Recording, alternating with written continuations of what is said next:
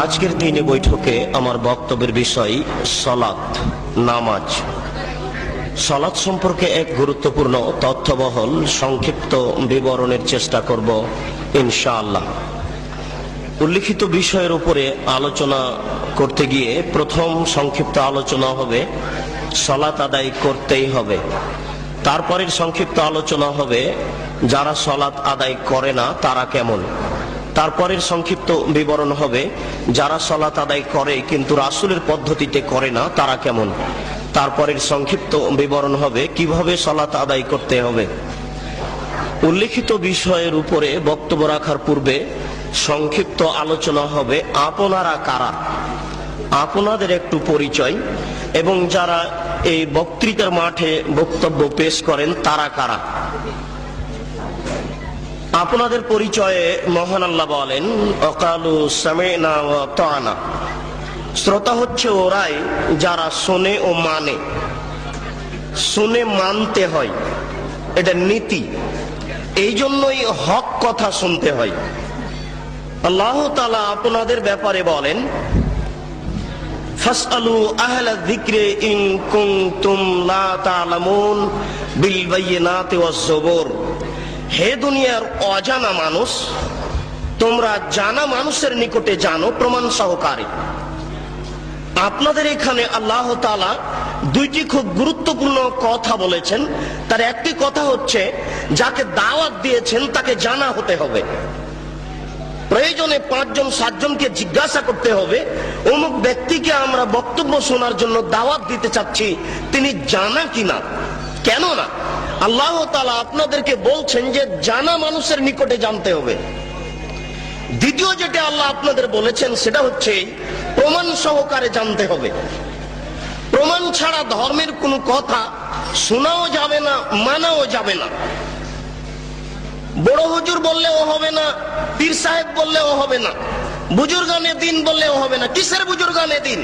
স্বয়ং ওমর রাদিয়াল্লাহু তাআলা আনহু যদি কোনো কথা বলেন, কথার পিছনে যদি কোনো প্রমাণ না থাকে তাহলে তা গ্রহণীয় হবে না। কিসের বুজুর্গানে দিন? স্বয়ং ওমর রাদিয়াল্লাহু তাআলা আনহু যদি কোনো কথা বলেন, কথার পিছনে যদি কোনো প্রমাণ না থাকে তাহলে তা গ্রহণীয় হবে না। উমর মানে বিরাট মানুষ, উমর মানে খুব বড় মানুষ, উমর এত বড় মানুষ, উমর এত বড় মানুষ, উমর এত বড় মানুষ। আল্লাহর নবী বলছেন যে উমর আনতা তাসলুক ফি তারিকিন লা ইয়াসলুকু শাইতান ফি তারিকিকা। উমর তুমি যে রাস্তা দিয়ে হাঁটো ওই রাস্তা দিয়ে শয়তান হাঁটে না। বুখারী শরীফের হাদিস। আল্লাহর নবী বলছেন উমর তুমি যে রাস্তা দিয়ে হাঁটো ওই রাস্তা দিয়ে শয়তান হাঁটে না। বুখারী শরীফের হাদিস। এত বড় মানুষ যদি ধর্মের কোনো কথা বলে আর যদি প্রমাণ না থাকে তাহলে তা গ্রহণীয় হবে না।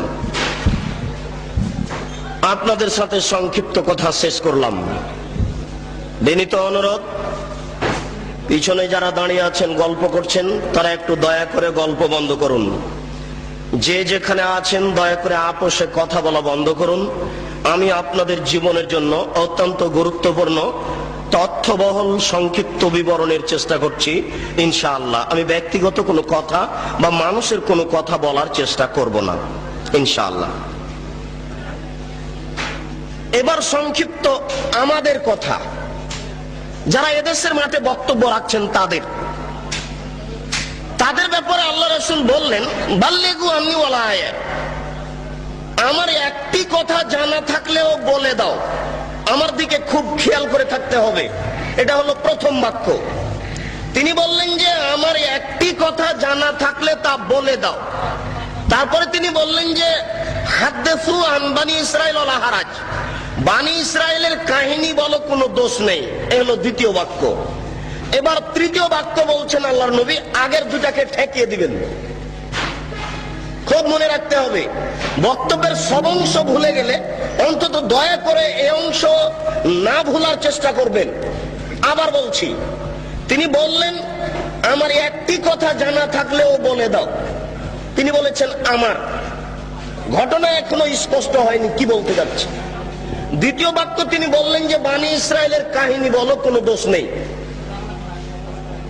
মানে বানি ইসরাইলের কাহিনী তো সত্য মিথ্যা আছে, আর তার কথা তো সত্য মিথ্যা রয়ে গেছে, মানে তার কথার ভিতরে মানুষ মিথ্যা কথা ঢুকিয়ে দিয়েছে। তৃতীয় বাক্য তিনি বলছেন, মান কাযাবা আলাইয়া মুতাআম্মিদান ফালিয়াতাবাওয়া মাকআদাহু মিনান নার। কেউ যদি কোনো কথা আমার দিকে ধাবিত করে, সেই কথা যদি আমার না হয়, তাহলে তার থাকার জায়গা জাহান্নাম।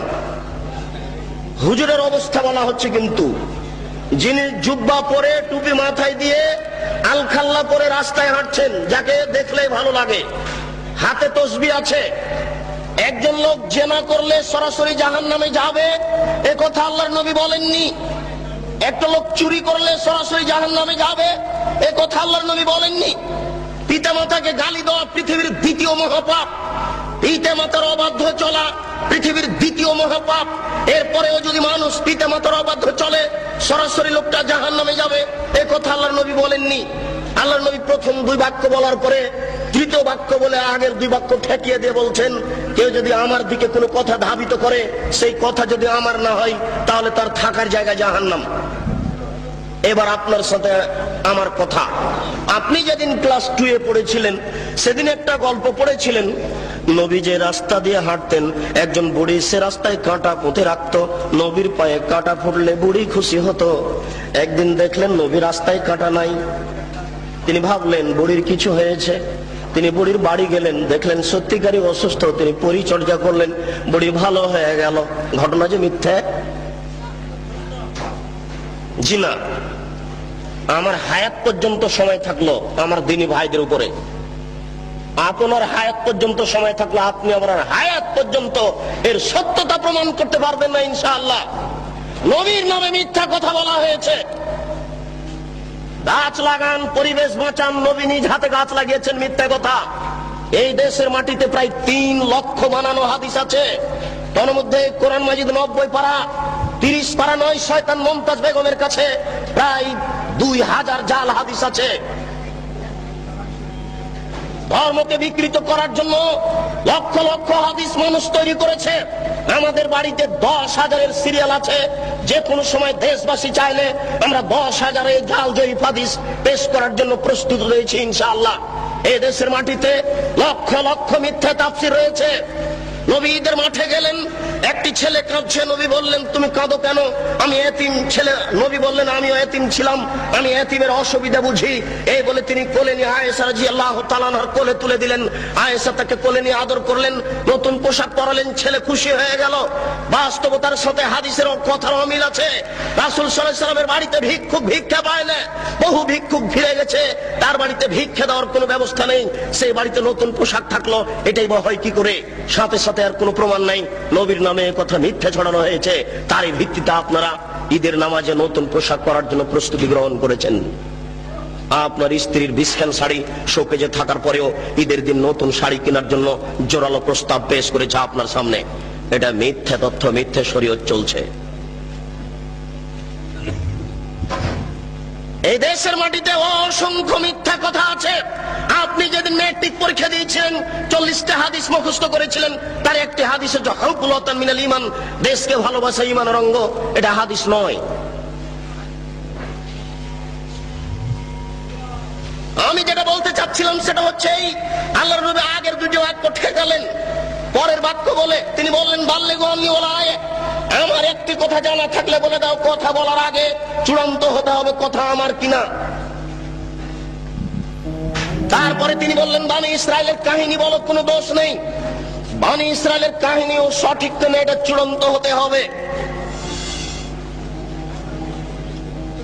এই দেশের মাটিতে অসংখ্য বনী ইসরায়েলের কাহিনী পেশ করা হয়েছে। আইয়ুব আলাইহিস সালামের স্ত্রী রাহমা মাথার চুল কেটে দিয়েছিলেন, ধরা পড়েছিলেন, ইতিহাস মিথ্যে। আইয়ুব আলাইহিস সালামের শরীরে পোকা হয়েছিল, এই তাফসীর মিথ্যে। বনী ইসরায়েলের কাহিনী চলবে না। অসংখ্য মিথ্যা তাফসীর রয়েছে। ইব্রাহিম আলাইহিস সালাম 3 দিন 300 উট জবে করেছিলেন, এই তাফসীর মিথ্যে। ইব্রাহিম আলাইহিস সালাম ছেলেকে কুরবানি করার সময় চোখে কাপড় বেঁধেছিলেন, এই তাফসীর মিথ্যে। ইউসুফ আলাইহিস সালামের সাথে জুলাইখার বিবাহ হয়েছিল, এই তাফসীর মিথ্যে। দাউদ আলাইহিস সালাম জনৈক মহিলার প্রেমে পড়েছিলেন, এই তাফসীর মিথ্যে। হারুত মারুত দুজন ফেরেশতা জোহরা নামক মেয়ের প্রেমে পড়েছিল, এই তাফসীর মিথ্যে। এই দেশের মাটিতে লক্ষ লক্ষ মিথ্যা তাফসীর আছে। এই দেশের তাফসীর মাহফিল বন্ধ করুন। দাখিল পাস শিক্ষক আপনাদের সামনে এসে একেবারে প্রধান মুফাসসির হয়ে মিথ্যা তাফসীর করে যাচ্ছে। এই তাফসীর মাহফিল বন্ধ করুন, পেশাজীবী বক্তাদের বক্তব্য বন্ধ করুন, সিজনাল বক্তব্য বন্ধ করুন, শরীয়ত বাঁচানোর চেষ্টা করুন। 12 মাস বক্তব্য চলবে, বর্ষার সিজনেও চলবে, এটাই শরিয়ত। কোরআন এবং সহিহ হাদিস ভিত্তিক আলেম ওলামা এই দেশের মাটিতে দিন প্রচার করবে, এটাই শরিয়ত। শীতকালীন মৌসুমকালীন এদেশের বক্তা পেশাজীবী হিসেবে তার জীবিকা নির্বাহের উদ্দেশ্যে আপনাদের সামনে মিথ্যা কথা বলে সকালে টাকা নিয়ে বিদায় হবে, আপনারা তাদেরকে সম্মান সহকারে বিদায় করবেন, এটা আপনাদের দিনের অপমান করা হচ্ছে। বিচারের কাঠগড়াতে যেদিন জবাব দিতে হবে সেদিন বুঝতে পারবেন শরীয়ত মিথ্যা কাকে বলে। আপনি একজন তার সহযোগী। আল্লাহ রাসূল আমাদেরকে বললেন এই 3টি বাক্য, পরের একটি বাক্য আল্লাহ রাসূল আমাদের লক্ষ্য করে বলেন, কাফা বিল মারই কাযিবান ওয়া ইউহাদ্দিসু বিকুল্লি মা সামিআ। একজন মাওলানার মিথ্যুক হওয়ার জন্য এতটুকুই যথেষ্ট, শরীয়তের কোনো কথা তদন্ত না করে বলবে। একজন মাওলানা সাহেবের মিথ্যুক হওয়ার জন্য এতটুকুই যথেষ্ট, একটা শরীয়তের কোনো কথা তদন্ত না করেই বলবে। একজন মাওলানা সাহেবের মিথ্যুক হওয়ার জন্য এতটুকুই যথেষ্ট, শরীয়তের কোনো কথা তদন্ত না করেই বলবে। জনৈক মাওলানা সাহেব বলছেন, আল্লাহর নবী কোনো বাচ্চার মাথায় হাত দিলে সেই বাচ্চার মাথা থেকে আতরের সেন্ট ছড়িয়ে পড়তো, মিথ্যা কথা। জি না, এরকম তো ঘটেনি কোনোদিন। না, রাসূলের নামে এই কথা তো ছড়ানো যাবে না। যে কোনো কথা, যে কোনো কাহিনী আমরা জানি আস্তাগফিরুল্লাহ আল্লাযী লা ইলাহা ইল্লা হুয়াল হাইয়ুল কাইয়্যুম, ক্ষমা চাওয়ার এই দোয়া, আস্তাগফিরুল্লাহ রাব্বি মিন কুল্লি যামবি ওয়া আতুবু ইলাইহি, আস্তাগফিরুল্লাহ রাব্বি মিন কুল্লি যামবি ওয়া আতুবু ইলাইহি। এই দোয়া তো খুঁজে পাওয়া যায় না, রাসূলের নামে আসলো কি করে? কে জবাব দিবে? ঢাকা শহরের বংশালী হচ্ছে আহলে হাদিসের মূল ভিত্তি। বংশালের সুযোগ্য জ্ঞানী মানুষই জবাব দিবে। জবাবের জন্য ঢাকা বংশালী দায়ী মূলত, আমি এটাই মনে করি। এখানে আহলে হাদিসের মাদ্রাসা আগে স্থান পেয়েছে, বংশালের মানুষেরাই ঢাকা শহরে আগে থেকে ভিত্তি স্থাপন করেছে। আমরা গ্রাম প্রত্যন্তল থেকে একেবারে পল্লী এলাকা থেকে বংশালে যখন পৌঁছি তখনই মনে করি আহলে হাদিস অধ্যুষিত এলাকায় পৌঁছেছি। এটা আমাদের গৌরবের বিষয়। বংশালের বড় বড় সুবিজ্ঞ মানুষ এর জবাব দিবে। যেই দিন বুদ্ধি হয়েছে সেই দিন থেকে দেখেছি আস্তাগফিরুল্লাহ লানা ওয়া লাকুম সালাম দেওয়ার সময়তে এই দোয়া পড়ে আসি। আমার শিক্ষক চাচা মক্তবে মসজিদে আমাদেরকে পিটিয়ে এই দোয়া মুখস্থ করিয়ে নিয়েছেন। এই দোয়ার ভিত্তি কোথায়? কে জবাব দিবে? জবাব দিবে কে? জবাব দেওয়ার জন্য কে প্রস্তুত রয়েছে? আমি সংক্ষিপ্ত আকারে বলে যাচ্ছি, এদেশের এক শ্রেণীর আলেম ধর্ম বিকৃত করছে। আপনারা এটা বিশ্বাস রাখেন, তাহলে আপনারা হক পাওয়ার চেষ্টা করবেন। মাছ দিয়ে ভাত খায় মানুষ, কাঁটা ফেলে খায়। বুদ্ধি আছে, কাঁটা সহ খায় না। অতএব শরীয়ত যেটুকু জানতে চাইবে, যেটুকু জানতে হবে সেটুকু প্রমাণ সহকারে জানতে হবে। আমরা শুনেছি আমাদের মা চাচারা গ্রামে বলতেন যে, এই শোনো, তোমরা মহিষের কুরবানি দিও না, মহিষের গায়ে লোম কম। গরুর কুরবানি দাও, গরুর গায়ে লোম বেশি। কেন? প্রত্যেক লোম সমান এক নেকি হবে। মিথ্যা কথা, নবীর নামে মিথ্যা কথা ছড়ানো হয়েছে, জাল হাদিস। এ জবাব দিবে। কিয়ামতের মাঠে নেকির পাল্লাই এই কুরবানির গরু, নারী, ভুঁড়ি সবকিছু ওই নেকির পাল্লাই চাপিয়ে দেওয়া হবে। এই হাদিস আমাদেরকে শোনানো হয়েছে। এই হাদিস মিথ্যে, এর জবাব কে দিবে? গরু দিয়ে, উট দিয়ে আকিকে চলে না, এই হাদিস মিথ্যে, এটা জাল হাদিস। রাসূলের উপরে এটা বানিয়ে ছড়ানো হয়েছে। এর জবাব কে দিবে? বাচ্চার কানের পাশে আজান দিতে হবে, কথা সত্য। ডান কানে আজান দিতে হবে, বাম কানে ইকামত দিতে হবে, এ হাদিস মিথ্যে। রাসূল কথা বলেননি, এই হাদিসের জবাব কে দিবে? মায়ের দিকে সোনজরে তাকালে কবুল হজের সমান নেকি হয়, এ হাদিস মিথ্যে। মায়ের পায়ের নিচে জান্নাত, এ হাদিস সত্য। মায়ের পায়ের নিচে জান্নাত, এ হাদিস ঠিক। মায়ের পায়ের নিচে জান্নাত, এ হাদিস ঠিক। বাপ মায়ের নিকটে বাপ মায়ের দিকে সোনজরে দেখলে কবুল হজের সমান নেকি হবে, এ হাদিস রাসূলের উপরে মিথ্যা আরোপ করা হয়েছে। এই জবাব কে দিবে? এই জন্য মনে রাখবেন, রাসূল সাল্লাল্লাহু আলাইহি ওয়াসাল্লাম একদা যাচ্ছিলেন মেরাজে জিবরাইল আলাইহিস সালামের সাথে। তিনি দেখলেন কতগুলি লোকের জিহ্বাকে আগুনের কেঁচি দিয়ে কেটে দেওয়া হচ্ছে। কতগুলি লোকের জিহ্বাকে আগুনের কেঁচি দিয়ে কেটে দেওয়া হচ্ছে। আল্লাহর নবী বললেন, মান হাওলায়ে জিবরাইল, এরা কারা যাদের জিহ্বা কেটে দেওয়া হচ্ছে? জিবরাইল আলাইহিস সালাম বলেন, হাওলায়ে খুতবাইনুল উম্মাতিক, এরা হচ্ছে আপনার উম্মতের বক্তা, যারা বক্তৃতা করে বেড়াতো, তাদের জিহ্বা আগুনের কেঁচি দিয়ে কেটে দেওয়া হচ্ছে। কি বুঝলেন? কি বুঝলেন? আর আমি কি বুঝালাম? বুখারী শরীফের এক হাদিসে এসেছে, আল্লাহ নবী বলছেন ইয়াউমুল কিয়ামা, মাওলানা সাহেবকে কিয়ামতের মাঠে জাহান্নামে নিয়ে যাওয়া হবে। জাহান্নামে নিক্ষেপ করার সাথে সাথে তান্দালে কক্তা বহু মাওলানা সাহেবের নাড়ি ভুঁড়ি সব ঝরে পড়ে যাবে। মাওলানা সাহেব ঘুরতে থাকবে তার নাড়ি ভুঁড়ির চতুর্দিকে। আপনারা তো শহরের মানুষ, বুঝতে পারবেন কিনা, আমরা তো পল্লীর মানুষ, এই কথা খুব ভালো বুঝি। ধান মাড়ার সময়তে, গরুর পায়ে ধান মাড়ার সময়তে গরু ধানের উপরে এইভাবে ঘুরে, ধান মারার সময়তে, ধান গাছ থেকে ঝরানোর সময়তে গরু ওই ধানগুলির উপরে যেভাবে ঘুরে, মাওলানা সাহেব তার নাড়ি ভুঁড়ির চতুর্দিকে ঘুরবে। ফাস্তামা আলাইহা আহলুন নার, জাহান্নামীরা সেখানে জমা হয়ে বলবে, মালাক, খবর কি হুজুর, আপনার কেন এই অবস্থা? আনতা তা'মুরুনা বিল মারুফ ওয়া তানহা আনিল মুনকার। হুজুর, আপনি তো আমাদের ভালো কথা বলছিলেন, মন্দ থেকে নিষেধ করছিলেন, হুজুর আপনার অবস্থা কেন এরূপ? হুজুর তখন বলবেন, কি বলি, আমরুকুম বিল মারুফ ওয়া আতি হে, আমি যে ভালো বলেছি ভালো করিনি যে। কত হুজুর ভালো করেননি, এর প্রমাণ নিবেন। মিথ্যা কথা বলে ধর্ম প্রচার করে হুজুর। হুজুরকে সকালে 10,000 টাকা দিতে হয়। শতকরা 95 জন বক্তা মিথ্যুকে দেশের মাটিতে। আমি ভাঙাচুরা ভিত্তে দ্বারা যা তদন্ত চালিয়েছি তাতে আমার বুঝ, শতকরা 95 জন বক্তা মিথ্যুকে দেশের মাটিতে মিথ্যা কথার ভিত্তিতে দিন প্রচার করছে। আপনাকে সজাগ সোচ্চার হতে হবে, নইলে এই হুজুরেরা ইসলামের গায়ে, ধর্মের গায়ে আগুন লাগিয়ে দিয়েছে। ধাঁধা ধাঁধা করে ধর্ম চলছে। আপনি এখন কি করবেন? আজ যদি ঢাকা শহরে খাঁটি ফার্নিচার কিনতে যান, কাঠ, ভালো কাঠের ফার্নিচার পাবেন, টাকা বেশি লাগতে পারে। আজও যদি খাঁটি সরিষার তেল কিনতে চান তাহলে পাবেন, টাকা বেশি লাগতে পারে। কিন্তু খাঁটি ধর্ম যদি পেতে চান তাহলে সহজ নয়, খুব জটিল। জিজ্ঞাসা করলে বলবে বড় হুজুর বলেছেন, পীর সাহেব বলেছেন, বুজুর্গানে দিন বলেছেন, এই বলেই চলবে। বুজুর্গানে দিনের দোহাই দিয়ে ধর্ম চলে না। মাওলানা সাহেবকে যখন বলা হচ্ছে আপনার কেন এই অবস্থা, তখন মাওলানা সাহেব বলছেন, কি করি, আমি যে ভালো বলেছি ভালো করিনি যে। হুজুরের বাড়ি দেখেন না, হুজুরের বউয়ের কি অবস্থা, হুজুরের পায়জামাটা টাকনুর নিচে আছে, এটা দেখা যায় না। হুজুরের চাকরিটা অবৈধ পয়সাতে আছে, এটা দেখা যায় না। হুজুর সকালবেলাতে টাকা কম হলে রাগ করছে, এটা বোঝা যায় না। शरीयत की पागल नाकि, शरीयत के हवाई लड्डू, दोनों हाथ में लड्डू है, जो चाहे उसको खा ले, जो चाहे उसको छोड़ दे। ये शरीयत के हवाई लड्डू नाकि, हाका बाक्का लाड़ू नाकि शरीयत, इच्छा मतो खावे। আপনাদের সাথে ও আমাদের সাথে সংক্ষিপ্ত কথা শেষ করলাম। কোনোদিন যদি সময় সাপেক্ষে বলতে পারি তাহলে আপনাদের সামনে বিস্তারিত কথা বলবো। প্রথমে বলা হয়েছে সময় অতীব কম। মহান আল্লাহ বলেন, ফাসাল্লি লিরাব্বিক, আপনি আপনার প্রতিপালকের জন্য সালাত আদায় করুন। মহান আল্লাহ বলেন, ইন্নাস সালাতা তানহা আনিল ফাহশাই ওয়াল মুনকার ওয়া যিকরুল্লাহি আকবার। নিশ্চয় সালাত, নামাজ মানুষকে অন্যায় অশ্লীল কাজ থেকে বিরত রাখে। সালাত হচ্ছে সবচেয়ে আল্লাহকে ডাকার বড় মাধ্যম। পৃথিবীতে আর কোনো এত বড় মাধ্যম নাই যেই মাধ্যমে আল্লাহকে অত ডাকা যায়। নামাজ, সালাত দিয়ে আল্লাহকে যত ডাকা যায়। আমি কিন্তু সালাত বলার চেষ্টা করব। যারা আপনারা শিক্ষিত মানুষ তারা জানেন যে নামের পরিবর্তন হয় না, নাম সব ভাষাতে নামই থাকে। কোরআন বাংলাতেও কোরআন, কোরআন ইংরেজিতেও কোরআন, কোরআন আরবিতেও কোরআন। সালাত নামটি কোরআনে আল্লাহ দিয়েছেন, সালাত নামটি হাদিসে আল্লাহর নবী দিয়েছেন।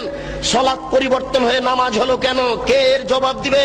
সালাত মানে প্রার্থনা করা, আর নামাজ মানে হচ্ছে উপাসনা করা। সিয়াম মানে হচ্ছে বিরত থাকা, আর রোজা মানে হচ্ছে উপবাস থাকা। সিয়াম নামটা নবী দিয়েছেন, সিয়াম নামটা আল্লাহ দিয়েছেন। সিয়াম হচ্ছে নাউন, কেন পরিবর্তন হলো এর জবাব কে দিবে? হিন্দু উপবাস থাকে, রোজা সবাই থাকতে পারে, সিয়াম সবাই থাকতে পারে না। সূর্য ওঠার পূর্ব থেকে ফজরের আজান থেকে নিয়ে সূর্য ডুবা পর্যন্ত খাওয়া পান করা যাবতীয় অপছন্দ কথা ও কর্ম থেকে বিরত থাকার নাম হচ্ছে সিয়াম।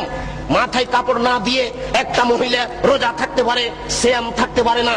যাবতীয় অপছন্দ কথা ও কর্ম থেকে বিরত থাকার নাম হচ্ছে সিয়াম।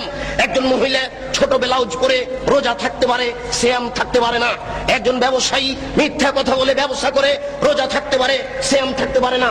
সিয়াম মানে হচ্ছে বিরত থাকা, আর রোজা মানে হচ্ছে উপবাস থাকা। ঘুম থেকে উঠে সকালে দাড়ি চাচার পরে বাজারে যাবে, এই ছেলে রোজা থাকতে পারে, সিয়াম থাকতে পারে না, অসম্ভব হতে পারে না। শরীয়ত এরকম নয়।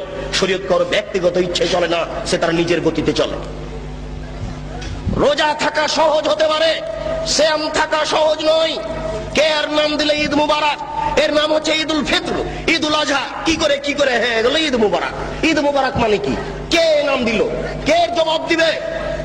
অতএব আল্লাহকে ডাকার সবচেয়ে বড় মাধ্যম হচ্ছে সালাত। সালাতের মাধ্যম দিয়ে আল্লাহকে বেশি ডাকা যায়। মহান আল্লাহ বলেন, হাফিজু আলাস সালাওয়াত ওয়াস সালাতিল উস্তা, তোমরা 5 ওয়াক্ত সালাতকে ঠিক মতো আদায় করো, বিশেষভাবে আসরের সালাতকে ঠিক মতো আদায় করো। নবী করিম সাল্লাল্লাহু আলাইহি সাল্লাম যখন মুআয ইবনে জাবালকে পাঠালেন ইয়ামান দেশে, তখন তিনি বললেন, মুআয মনে রাখো, ইন্নাকা তাতি আহলা কিতাবিন, তুমি যাচ্ছ ইহুদি খ্রিস্টানদের নিকটে দ্বীন প্রচার করতে। ফাদহু ইলা শাহাদাতি লা ইলাহা ইল্লাল্লাহ, সর্বপ্রথম তুমি মানুষকে বলো আল্লাহ ব্যতীত কোনো মাবুদ নেই, মুহাম্মদ আল্লাহর রাসূল। মানুষকে সাক্ষী দিতে হবে আল্লাহ ব্যতীত কোনো মাবুদ নাই। সংক্ষিপ্ত সময়ের কারণে আপনার কাছে আমি কিছু বলে যেতে পারছি না।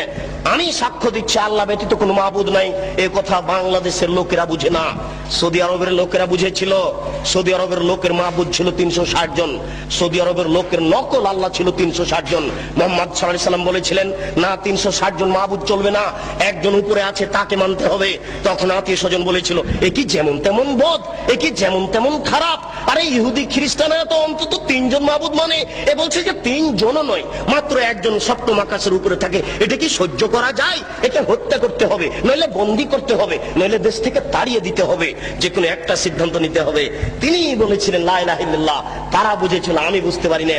আমি সাক্ষ্য দিচ্ছি আল্লাহ ব্যতীত কোনো মাবুদ নাই, আমি সাক্ষ্য দিচ্ছি আল্লাহ ব্যতীত কোনো মাবুদ নাই। এই কথা বলার পরে আপনার বাড়িতে যত মূর্তি সাজানো আছে এগুলো একটা রাখা যাবে না। আপনার বোকা স্ত্রীর শোকে যে মূর্তি সাজিয়ে রেখেছে, ছবি সাজিয়ে রেখেছে, একটা চলবে না। যদি আপনি রাখেন তাহলে আমি সাক্ষ্য দিচ্ছি আল্লাহ ব্যতীত কোনো মাবুদ নাই, এটা টিকবে না। গোলাপ শাহের মাজার টিকবে না। আমি সাক্ষ্য দিচ্ছি আল্লাহ ব্যতীত কোনো মাবুদ নাই, এই কথা বললে এই কবর টিকে না, উঁচু কবর টিকে না, বাঁধা কবর টিকে না, ছবি মূর্তি টিকে না, কোন দিবস পালন করা টিকে না, হ্যাঁ দেখে মানুষের ভাগ্য পরীক্ষা করা টিকে না, কোন প্রকার শিরক টিকে না। আমি সাক্ষ্য দিচ্ছি মুহাম্মদ সাল্লাল্লাহু আলাইহি সাল্লাম তার রাসূল। এই কথা বললে নিজ ইচ্ছায় কোনো ধর্ম চলে না। আপনি দান করলেন, মাওলানা সাহেব বললেন নারায়ে তাকবীর, মারহাবা, আল্লাহু আকবার, জি না, অসম্ভব চলবে না, এটা হুজুরের সুন্নাত। আর রাসূলের সুন্নাত হচ্ছে কেউ যদি হুজুরের হাতে দান করে তাহলে হুজুরকে বলতে হবে আল্লাহুম্মা সাল্লি আলাইহি আল্লাহুম্মা বারিক আলাইহি, এটা রাসূলের দেওয়া সুন্নাত। মুফাসসির সাহেব বলেন লা ইলাহা ইল্লাল্লাহ। মুফাসসির সাহেবের কি স্টাইল, বলতে বলতে মুফাসসির সাহেব একবার বলছেন কি তার ঢং, লা ইলাহা ইল্লাল্লাহ মুহাম্মাদুর রাসূলুল্লাহ। মুহাম্মদ রাসূলুল্লাহ তো জিকিরের সাথে লাগিয়ে দিচ্ছেন। মুফাসসির সাহেবের এটা জানা নাই যে জিকির হচ্ছে লা ইলাহা ইল্লাল্লাহ। আল্লাহ রাসূল বলেছেন আফজালু যিকরি লা ইলাহা ইল্লাল্লাহ ওয়া আফজালু দুআ আলহামদুলিল্লাহ, সবচেয়ে উত্তম জিকির হচ্ছে লা ইলাহা ইল্লাল্লাহ। এই পর্যন্ত শেষ। না, আমি বুঝাতে পারছি না, আমি মনে হয় আপনাদের বুঝাতে পারছি না। আমি স্পষ্ট নই, আমি কিন্তু চাঁপাই নবাবগঞ্জের মানুষ, এই হিসেবে আমার ভাষা আপনার কাছে কিছুটা অস্পষ্ট থেকে যেতেও পারে। আপনার দিকে লক্ষ্য করে আমি পূর্ণ বুঝাতে পারছি কিনা এটা আমি সন্দেহের মধ্যে রয়েছি। আমি যদি পূর্ণ বুঝাতে না পারি তাহলে আমি সফলতা অর্জন করতে পারছি না। আমি বলছি লা ইলাহা ইল্লাল্লাহ মুহাম্মাদুর রাসূলুল্লাহ জিকিরে চলবে না, এটা প্রথম অন্যায়। দ্বিতীয় অন্যায়, তিনি জোরে বললেন কেন? তিনি জোরে বলতে বললেন কেন? আল্লাহ বলছেন চুপে বলো, নবী বলছেন চুপে বলো, আর মুফাসসির সাহেব বলছে জোরে বলো। এখন আপনারা কি করবেন দেখি? বংশালের বুদ্ধিমান মানুষ, সচেতন মানুষ, অর্থশীল মানুষ কি বলেন? আল্লাহ বলছেন চুপে বলতে হবে, বাধ্য। আল্লাহর নবী বলছেন চুপে বলতে হবে, বাধ্য। হুজুর বলছেন আরো জোরে বলেন, আপনি কি করবেন? অতএব রাসূলের সুন্নাত অনুপাতেই চলা ছাড়া কোনো গত্যন্তর নেই।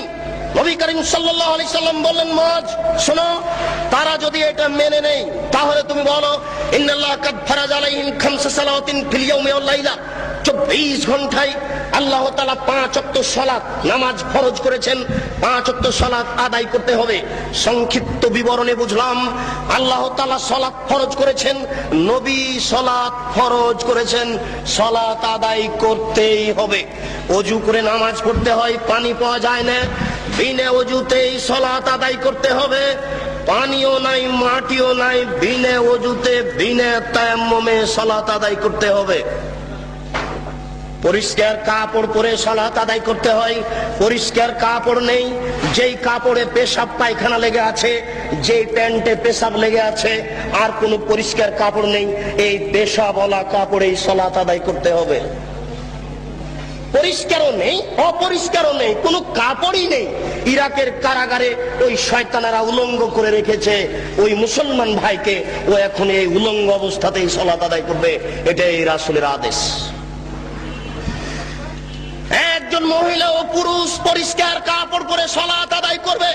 পরিষ্কার নেই, অপরিষ্কার কাপড় পরে সালাত আদায় করবে। পরিষ্কারও নেই, অপরিষ্কারও নেই, কোনো কাপড়ই নেই, উলঙ্গ নগ্ন অবস্থায় সালাত আদায় করবে, করতেই হবে।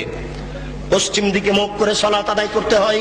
পশ্চিম বোঝা যায় না, দিনে পশ্চিমে সালাত আদায় করতে হবে। শত্রু তাড়া দিয়েছে, দৌড়ানো অবস্থায় সালাত আদায় করতে হবে। দাঁড়িয়ে সালাত আদায় করতে হয়, দাঁড়িয়ে থাকা যায় না, বসে সালাত আদায় করতে হবে। বসে থাকা যায় না, শুয়ে বিছানায় শুয়ে সালাত আদায় করতে হবে, করতেই হবে। সালাত আদায় করতে হবে না এরকম কোন পরিস্থিতি অন্তত পুরুষের জন্য নেই। মহিলার জন্য দুই একদিন কিছুদিন আছে, পুরুষের জন্য এরকম কোন সময় নাই যে সময়ে সালাত আদায় করতে হবে না, এরকম কোন পরিস্থিতি নেই। মাওলানা আশরাফ আলী থানভী হানাফি রাহিমাহুল্লাহ একটা ফতোয়া দিয়েছেন, যদিও ফতোয়াটি ঠিক হয়নি। তিনি বলছেন, একজন মহিলার যদি অর্ধেক বাচ্চা প্রসব হয় আর অর্ধেক বাচ্চা প্রসব হতে যদি বাকি থাকে, তাহলে অর্ধেক বাচ্চা নিয়ে যদি নামাজের টাইম হয়ে যায়, তাহলেও তাকে নামাজ পড়তে হবে। আমরা এইভাবে বলিনি, আমরা বলেছি একজন মহিলার প্রসাব বেদনা উঠেছে, প্রসাব বেদনার সাথে সাথে যদি রক্তস্রাব সাদা কিছু ভেঙে আসে, তাহলে তাকে সালাত আদায় করতে হবে না। প্রসাব বেদনা উঠেছে, এইগুলি কিছু দেখা যায় না, তাহলে এই বেদনা অবস্থাতেও তাকে সালাত আদায় করতে হবে, এটাই শরীয়ত। আমি মনে হয় বুঝাতে পারলাম না। বলছিলাম এই সংক্ষিপ্ত বিবরণে যে কোনো মূল্যে সালাত আদায় করতে হবে। হে উপস্থিত বৈঠকের দিনই মুসলিম ভাই ও বোন, এই মাইকের আওয়াজ যতদূর পর্যন্ত যাচ্ছে, সকল দিনই ভাই ও বোনকে বিনীতভাবে বলছি, দয়া করে আপনি একটু নিজের কাজের জন্য প্রস্তুতি গ্রহণ করুন। ভুল হচ্ছে, আপনার রাত্রি 2টা-3টায় ঘুমানো দেখে আমিও খুব কষ্ট পাই। দেখুন, জীবজন্তু পশু প্রাণী সবাই আল্লাহকে মূল্যায়ন করেন, সবাই আল্লাহকে দাম দেয়, কিন্তু আদম সন্তান আল্লাহর কোনো 5 পয়সা দাম দিতে চায় না। ও একেবারে এশার সালাতের পরে ঘুমানোর কথা ছিল, ঘুমাচ্ছে রাত 2টার সময়, 3টার সময়, সবাই টিভি ভিসিআর নিয়ে ব্যস্ত। সকাল 8টায় উঠছে, আল্লাহকে ডাকতে হবে, আল্লাহর কাছে কিছু চাইতে হবে, প্রার্থনা করতে হবে, ক্ষমা চাওয়ার কিছু কথা বলতে হবে, এটা কেউ পরোয়া করে না। বিবেচনা করা উচিত ছিল। সংক্ষিপ্ত বিবরণ, যারা সালাত আদায় করে না তারা কেমন? নবী করিম সাল্লাল্লাহু আলাইহি সাল্লাম বলেন, মান তারাকা সালাত মুতাআম্মিদান ফাকাদ কাফারা। কেউ যদি ইচ্ছাকৃত সালাত ছেড়ে দেয়, তাহলে সে কাফের হয়ে গেল। রাসূল সাল্লাল্লাহু আলাইহি সাল্লাম এক বৈঠকে বলেন, বাইনাল আবদি ওয়া বাইনাল কুফরি তারকুস সালাত।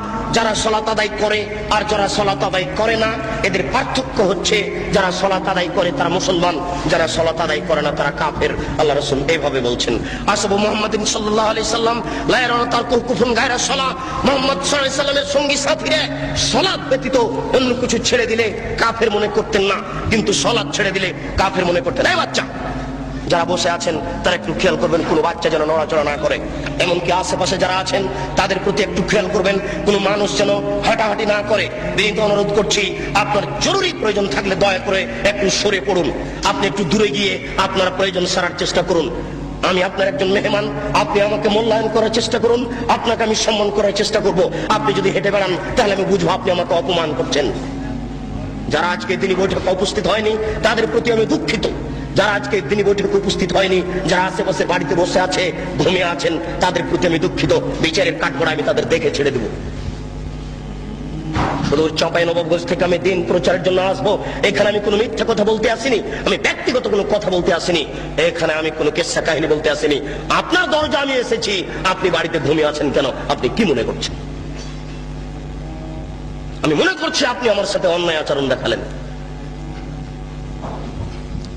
বলছিলাম, হে আমার দিনী ভাই, রাসূল সাল্লাল্লাহু আলাইহি সাল্লাম বলেন, উমিরতু আন উকাতিলান নাস হাত্তা ইয়াকুলু লা ইলাহা ইল্লাল্লাহ ওয়া ইউকিমুস সালাহ ওয়া ইউতুজ যাকাত। আমাকে বলা হয়েছে মানুষের বিরুদ্ধে আমি যুদ্ধ চালিয়ে যাব যতক্ষণ পর্যন্ত লা ইলাহা ইল্লাল্লাহ না বলবে এবং যতক্ষণ পর্যন্ত সালাত আদায় না করবে। যারা সালাত আদায় করে না তাদের বিরুদ্ধে আমি যুদ্ধ চালিয়ে যাব, মারবো না হয় মরবো। যারা সালাত আদায় করে না, নারী হোক পুরুষ হোক, তাদের বিরুদ্ধে আমি যুদ্ধ চালিয়ে যাব, মারবো না হয় মরবো। রাসূল সাল্লাল্লাহু আলাইহি সাল্লাম বলেন, যারা সালাত আদায় করলো আসামু মিন্নি দিমাহুম ওয়া মালাহুম, যারা সালাত আদায় করলো তারা তাদের রক্তকে, তারা তাদের অর্থকে নিরাপদে করে নিল। এই বাক্যের অর্থ আপনি কি বুঝলেন? যারা সালাত আদায় করে না তাদের অর্থ লুটে নেওয়া যায়।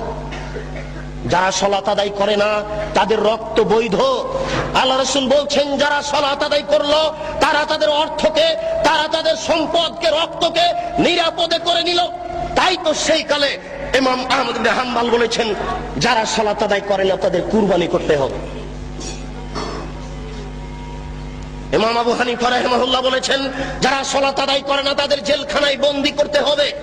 আরবি বিদ্বানগণ বলেছেন, বর্তমান আরবি বিদ্বান বলছেন, যারা সালাত আদায় করে না, স্ত্রী করে স্বামী করে না, বিবাহ থাকবে না, বিচ্ছিন্ন হয়ে যাবে, বলাই লাগবে না, এমনিতে বিবাহ কেটে গেছে। স্বামী সালাত আদায় করে, স্ত্রী করে না।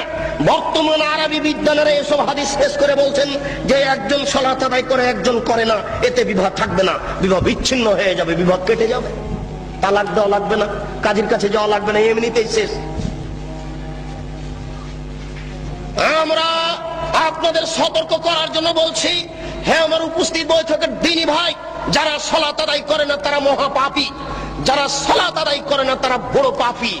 সালাত আদায় করেননি অতীতে, আপনি আজ থেকে তওবা করে ক্ষমা চেয়ে আল্লাহর দরবারে বলুন, প্রতিপালক তোমার সাথে জড়িত পাপ সহজেই ক্ষমা হয়, অতএব তোমার দরবারে অনুতপ্ত সহকারে ক্ষমা চেয়ে বলছি, আর কোনোদিন সালাত আদায় সালাত ছাড়বো না। অতীতের কারণে তুমি আমাকে ক্ষমা করো, ভবিষ্যতে তুমি আমাকে সঠিকভাবে সালাত আদায় করার তৌফিক দান করো, আল্লাহুম্মা আমিন।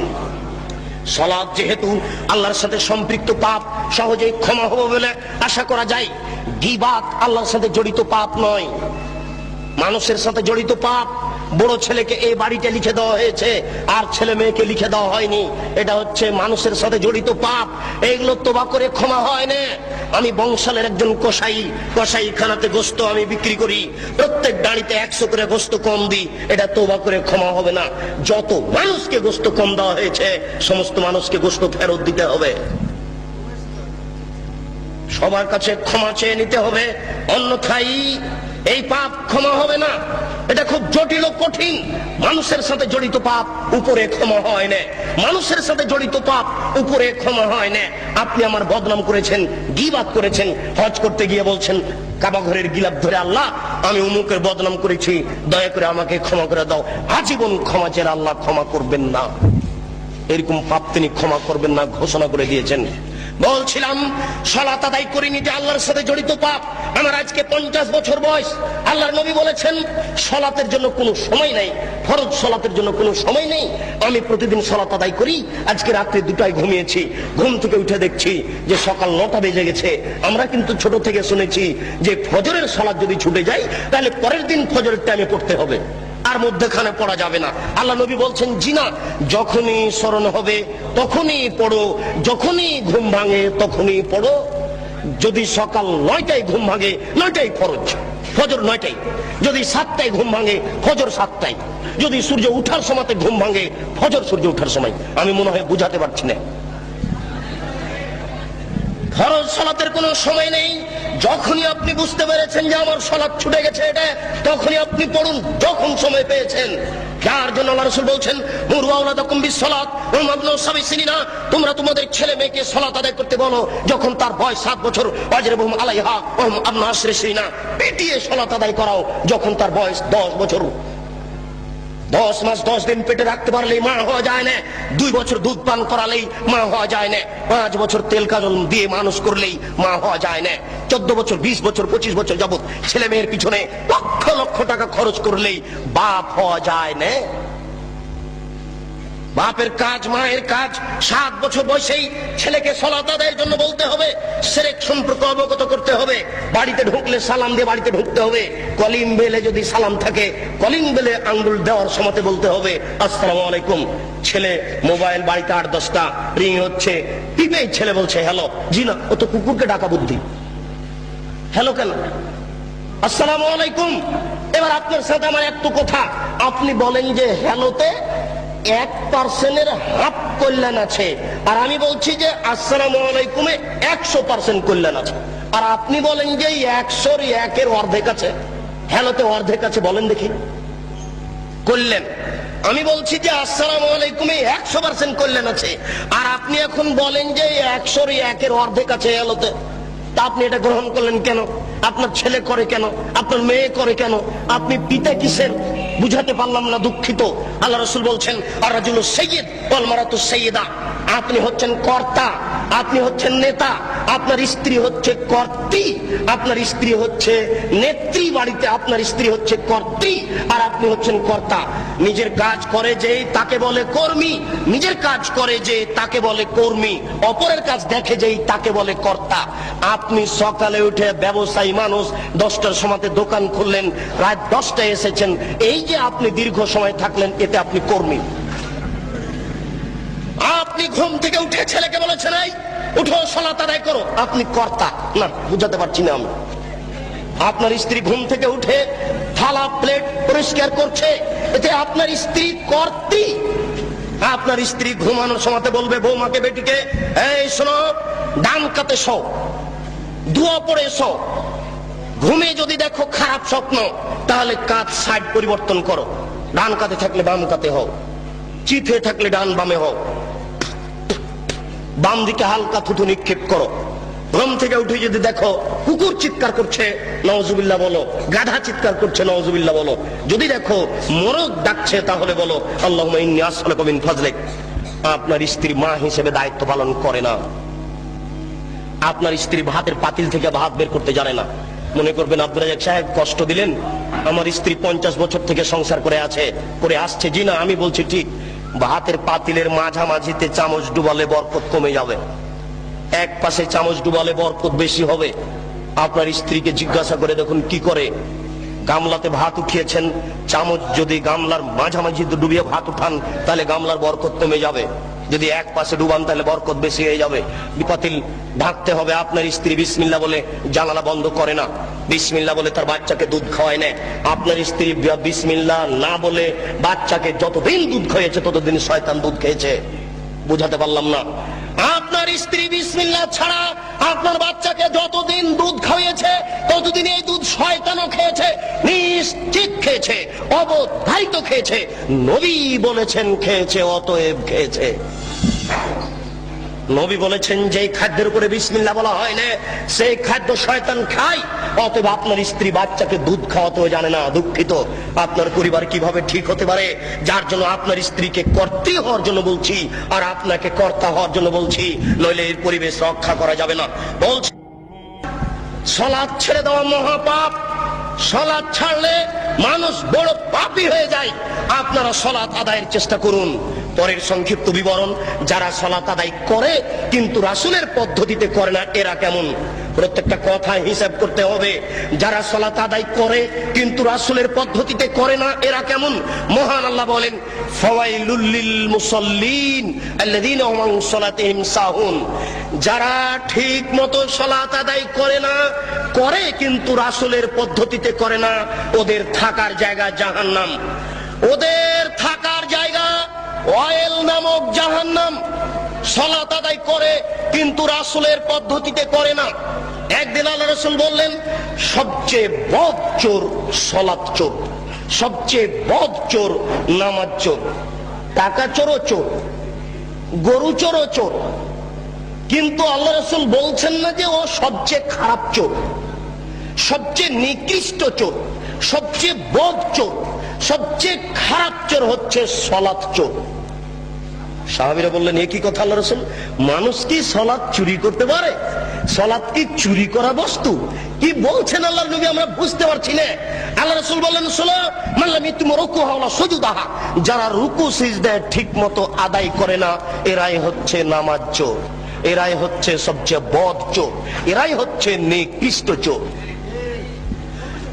রুকু সিজদা ঠিকমতো আদায় না করলে সালাত হবে না। এক ব্যক্তি মসজিদে ঢুকে 2 রাকাত সালাত আদায় করলো, দেখেন পাশে কণ্ঠ আওয়াজটা আসলো কিসের? খুব খেয়াল করে থাকবেন আশেপাশে দুইজন দাঁড়িয়ে কোনো জায়গাতে যেন গল্প না করে। যে কোনো জায়গাতে দুইজন বসে গল্প করলে সে গল্প ভেঙে দেওয়ার চেষ্টা করুন। একজন মুসল্লি মসজিদে ঢুকে 2 রাকাত সালাত আদায় করে আল্লাহ রাসূলকে সালাম দিল। আল্লাহ রাসূল বললেন সাল্লি ফাইন্নাকা লাম তুসাল্লি, এই তুমি সালাত আদায় করো, তুমি সালাত আদায় করনি। লোকটি আবার সালাত আদায় করলো, আল্লাহ রাসূলকে সালাম দিল। আল্লাহ রাসূল বললেন সাল্লে, সালাত আদায় করো, ফাইন্নাকা লাম তুসাল্লি, তুমি সালাত আদায় করনি। আল্লাহ রাসূল, লোকটি আবার সালাত আদায় করলো, আল্লাহ রাসূলকে সালাম দিল। আল্লাহ রাসূল বললেন সাল্লি, তুমি সালাত আদায় করো, ফাইন্নাকা লাম তুসাল্লি, তুমি সালাত আদায় করনি। তখন লোকটি বলছে আল্লামনি কাইফা উসাল্লি, আমি এর চেয়ে ভালো করে সালাত আদায় করতে পারবো না, কিভাবে সালাত আদায় করতে হবে তা বলে দেন। আমি আপনাকে বলছি আল্লাহর নবী বললেন না যে তুমি তো সালাত আদায় করেছো কিন্তু খুব একটা ভালো হয়নি, এই জন্য ভালোভাবে করো, এইভাবে তিনি বললেন না। তিনি বলছেন যে তুমি সালাত আদায় করো, তুমি করনি, অথচ নগদ লোকটি 3 বার সালাত আদায় করেছে। না, আমি মনে হয় বুঝাতে পারলাম না। আল্লাহর নবী তাকে যদি বলতেন যে তুমি সালাত আদায় করেছো খুব একটা ভালো হয়নি, তাহলে আমরা বুঝতাম যে কিছু নেকি পাবে। কিন্তু সরাসরি একবার না করে দিলেন, তুমি সালাত আদায় করোইনি। বোঝা যাচ্ছে সালাত আদায়ের পদ্ধতিতে ভুল হলে আল্লাহ নেকি দিবেন না, তা আল্লাহ রাসূল নাকচ করে দিয়েছেন। আলী রাদিয়াল্লাহু তাআলা আনহু বলেন আল্লাহ রাসূল এক বৈঠকে বললেন, শোনো আলী, পূর্ব দিক থেকে কতগুলি লোক বের হবে, তারা এত বেশি সালাত আদায় করবে তোমাদের সালাত তাদের কাছে কিছুই নয়। তুহকিরুনা সালাতাকুম মা সালাতিহিম, তোমরা তোমাদের সালাতকে তাদের সালাতের তুলনায় একেবারেই কম মনে করবে। সিয়ামাকুম মা সিয়ামিহিম, তারা এত রোজা রাখে, এত সিয়াম পালন করে, তোমাদের সিয়াম তোমাদের রোজা তাদের কাছে কিছুই নয়, তারা খুব বেশি বেশি সিয়াম পালন করে। আমালাকুম মা আমালিহিম, তোমরা তোমাদের তাসবিহ তাহলিল জিকির আজকার তাদের কাছে কিছুই নয়, তারা এত তাসবিহ তাহলিল করে, তাসবিহ দানা হাতে করেই থাকে, তাসবিহ দানায় তাসবিহ গুনলে নবীকে অপমান করা হবে। আঙ্গুলে তাসবিহ গণনা করতে হবে, প্রমাণে 4টি সহিহ হাদিস আছে। তার একটি সহিহ হাদিস হচ্ছে ডান হাতে তাসবিহ গণনা করতে হবে, তার একটি সহিহ হাদিস হচ্ছে আঙ্গুল বিচারের কাঠ গড়াতে কথা বলবে, আঙ্গুল বিচারের কাঠ গড়াতে বলবে আল্লাহ আমার মাধ্যমে লোকটি তাসবিহ পাঠ করেছে, দয়া করে তুমি একে ক্ষমা করে দাও। তাসবিহ দানায় তাসবিহ গণনা করা রাসূলের সুন্নাত নয়। আল্লাহ রাসূল বলছেন তারা এত তাসবিহ তাহলিল জিকির আজকার করবে, তোমাদের জিকির তাদের কাছে কিছুই নয়, তোমাদের সালাত, তোমাদের নামাজ, তোমাদের রোজা, তোমাদের জিকির আজকার তাদের কাছে কিছুই নয়। শোনো আলী, ইন্নামা তাজুদুনা ফাকতুলহুম, তোমরা যদি তাদের পাও তাহলে তাদের কুরবানি করো। যারা তাদের হত্যা করতে পারবে তারাই সবচেয়ে বেশি নেকি পাবে, যারা তাদের হত্যা করতে পারবে তারাই সবচেয়ে বেশি নেকি পাবে। নেন এবার এক শ্রেণীর নামাজিকে আল্লাহ রাসূল হত্যা করতে বললেন, এক শ্রেণীর রোজাদারকে আল্লাহ রাসূল হত্যা করতে বললেন, এক শ্রেণীর জিকির আজকারকারীকে আল্লাহ রাসূল হত্যা করতে বললেন। আমি এখন যদি আপনাকে বলি এই, তাহলে আপনি কষ্ট পাবেন। আপনি হাদিসটি বুখারী মুসলিমের নিজে পড়ে দেখুন, বিবেচনা করুন, চিন্তা ভাবনা করুন। ওই যুগ আর নেই যে যুগে আপনার সামনে আমি ধুলা ছিটিয়ে চলে গেলাম চোখের সামনে। এখন বুখারী বাংলায়, মুসলিম বাংলায়, আবু দাউদ, নাসাই, তিরমিজি সব বাংলায়। আপনিও কালকে সকালে এই হাদিসগুলি পড়ে দেখতে পারেন, আপনি যাচাই বাছাই করুন। আপনি বিবেকবান মানুষ, আপনার বিবেকের সামনে একটা অহেতুক কথা বলে চলে যাব, এটা হয় না। ওই সময় পার হয়ে গেছে, এখন নগদ বুঝার সময় এসেছে। আল্লাহ রাসূল বলছেন আলী শোনো, তাদেরকে যদি তোমরা হত্যা করতে পারো, যে ব্যক্তি হত্যা করতে পারবে সেই সবচেয়ে বেশি নেকি পাবে। তাহলে বোঝা যাচ্ছে যে সব সালাত আল্লাহর দরবারে কবুল হবে না। কবুল হওয়া তো দূরের কথা, ওই ব্যক্তি হচ্ছে হত্যার যোগ্য। কেন? ওইভাবে সালাত আদায় করে রাসূলকে অপমান করেছে।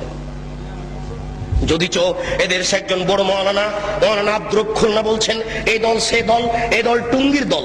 আমরা এই কথা বলতে চাচ্ছি না, তারা যাই হোক না কেন, যে ব্যক্তি হোক না কেন, আপনার সালাতটা ঠিক হচ্ছে কিনা আপনি এখন থেকে প্রস্তুতি গ্রহণ করুন, এটা আমার অনুরোধ। সংক্ষিপ্ত বিবরণে বলছিলাম, হে আমার উপস্থিত বৈঠকের দিনী মুসলিম ভাই ও বোন, রাসূলের পদ্ধতিতে সালাত আদায় না করলে ওই সালাত হবে না। এখানে একটা গুরুত্ব পেশ করতে গিয়ে আর একটি কথা বলছি। আসরের টাইমে আল্লাহ রাসূল এরকম গিলাস হাতে করে পানি পান করে নিয়ে বললেন, দেখো এটা রমজান মাস, আমি সিয়াম ছেড়ে দিলাম। আসরের সালাতের পরে আমি রোজা সিয়াম ছেড়ে দিলাম, তার মানে তোমরাও ছেড়ে দাও। কিছুক্ষণ পরে রাসূলের কাছে সংবাদ পৌঁছিল, এখনো কিছু লোক সিয়াম আছে। তাদের দাবি যারা পারে না তারা ছেড়ে দিবে। আমরা তো পারি, আমাদের কি অসুবিধা, আমরা কেন ছাড়বো? আল্লাহ রাসূল বললেন, উলাইকা হুমুল ওসাত, উলাইকা হুমুল ওসাত, উলাইকা হুমুল ওসাত। যারা এখন রোজা আছে ওরা নাফরমান, যারা এখন রোজা আছে ওরা নাফরমান, যারা এখন রোজা আছে ওরা নাফরমান। কি বুঝলেন? হাদিস তো বুখারী মুসলিম। তার মানে রোজা আছে, সিয়াম আছে, কিন্তু রাসূলের পদ্ধতিতে হয়নি। মানে রাসূল বলেন এখন সিয়াম ছেড়ে দাও, এখন আর নেকির কাজ নেই, আমাকে মানতে হবে, এটা হলো নেকি, আমাকে মানতে হবে, এটা নেকি। বেশি ইবাদতের নাম নেকি নয়, আমার কথা মেনে চলতে হবে, এরই নাম নেকি। বুজুর্গানে দিনের দোহাই দিয়ে ধর্ম চলে না, রাসূল সাল্লাল্লাহু আলাইহি সাল্লামের কথা দিয়ে মাত্র ধর্ম চলে, অন্য মানুষের কথা দিয়ে চলে না। যেখানে যেটুকু পড়বেন, যেখানে যেটুকু করবেন, সেখানে সেটুকু প্রমাণ সহকারে করুন। ইমাম সাহেবকে বলেন, মাওলানা সাহেব আমি তো বাড়িতে ছিলাম না, আমার ছেলে হওয়া 7 দিন পার হয়ে গেছে, তো আজকে আকিকে কি করব? তো বলছেন 14 দিনে করেন, 21 দিনে করেন। আপনি খালি একটু বলেন যে ভাই একটু হাদিসটা লিখে বাংলা অনুবাদ করে হাদিসটা ঠিক কি ঠিক দয়া করে লিখে দিবেন। আমরা তো জেনারেল শিক্ষিত মানুষ, অত কিছু বুঝি না, আপনাদেরকে আমরা মূল্যায়ন করতে চাই। 7 দিন পরে আসুন, দেখুন হুজুর খালি আনছান আনছান করে, হুজুর শুধু কেমন কেমন করে। হুজুরের কাছে লিখিত চেয়েছেন যে এদেশের ধর্মের ব্যাপারে ধার্মিক মিথ্যে ধার্মিককে যদি আপনি ঠেকাতে চান তাহলে লিখিত প্রমাণ চান, সহজে ঠেকানো যাবে, তাছাড়া সহজে ঠেকানো যাবে না। উপস্থিত বৈঠকের দিনী মুসলিম ভাই, মর্মে আরেকটি হাদিস না বললে আগাতে পারছি না। সেই হাদিসটি হচ্ছে এই 3 জন ব্যক্তির দল, 3 জনের এক দল রাসূলের স্ত্রীদের নিকটে আসলো, এসে বলল, রাসূল কিভাবে ইবাদত করতেন আমাদেরকে বলো। ফালাম্মা উখবিরু বিহা, যখন রাসূলের ইবাদত পেশ করা হলো, তিনি এই ইবাদত করতেন, তখন তারা বলল, আইনা নাহনু মিনান নবী সাল্লাল্লাহু আলাইহি সাল্লাম কাদ গাফারাল্লাহু লাহু মা তাকাদ্দামা মিন যামবিহি ওয়া মা তাআখারা। আমরা কোথায়, রাসূল কোথায়? রাসূলের আগের পাপ, পরের পাপ, ছোট পাপ, বড় পাপ সব ক্ষমা করা হয়েছে, আমাদের তো আর ক্ষমা করা হয়নি। রাসূল অল্প ইবাদত করলেই চলে, আমাদের চলে না, আমাদের একটু বেশি করতে হবে, আমাদের এনা আমাদের বেশি করতে হবে। রাসূলের সমান ইবাদত করলে চলবে না। 3 জনের একজন বলল, আম্মা আনা উসাল্লি লাইলা আবাদ, আমি সারা রাত্রি সালাত আদায় করব, ঘুমাবো না। অপরজন বলল, আনা আসুমুন নাহারা লা উফতির আবাদ,